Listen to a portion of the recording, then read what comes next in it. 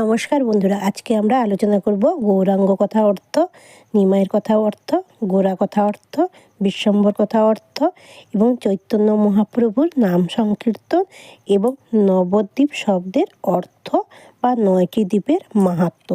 চলুন বন্ধুরা জানা যাক।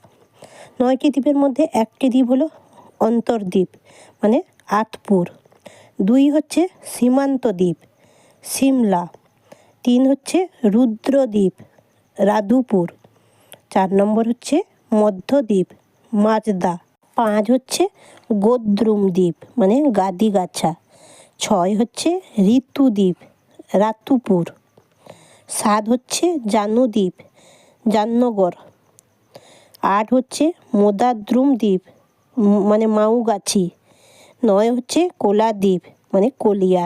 এই হচ্ছে 9টি দ্বীপ মানে 9টি দ্বীপের নাম। বা গৌরাঙ্গ শব্দের অর্থ হচ্ছে মহাপ্রভুর শরীরের রং ছিল কাঁচা সোনার মতো গৌরবর্ণ, সেই জন্য গৌরাঙ্গ নাম।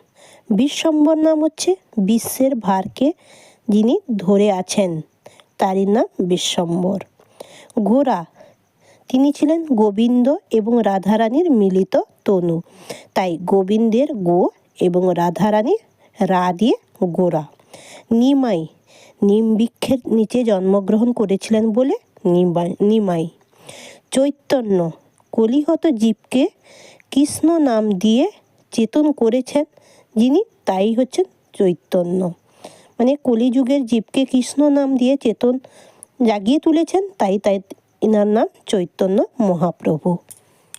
চৈতন্য মহাপ্রভুর নাম সংকীর্তন: হরি হরায়ে নম, কৃষ্ণ যাদবায়ে নম, যাদবায়ে মাধবায়, হরি কেশবায় নম, গোপাল গোবিন্দ রাম শ্রী মধুসূদন, গিরিধারী গোপীনাথ মদন মোহন, শ্রী চৈতন্য নিত্যানন্দ, শ্রী অদ্বৈত চন্দ্র, গদাধর শিবাসাদি গৌর ভক্তবৃন্দ, জয় রূপ সনাতন ভট্ট রঘুনাথ, শ্রীজীব গোপাল ভট্ট দাস রঘুনাথ, এই 6 গোসাই করি চরণ বন্দন, যাহা হইতে বিঘ্ন নাশ অভীষ্ট পূরণ, এই 6 গোসাই যার মুহি তাই দাস, তা সবার পদরেণু মোর পঞ্চগ্রাস, তাদের চরণে সেবী ভক্ত সনেবাস, জনমে জনমে মোর এই অভিলাষ, এই 6 গোসাই যবে বজে কইলা বাস, রাধা কৃষ্ণ নিত্যানন্দ হইলা প্রকাশ,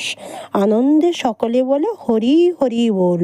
আর যুগের মধ্যে সত্যযুগে তপস্যা, ত্রেতা যুগে যজ্ঞ, দ্বাপর যুগে পূজা অর্চনা, কলি যুগে হরিনাম সংকীর্তন।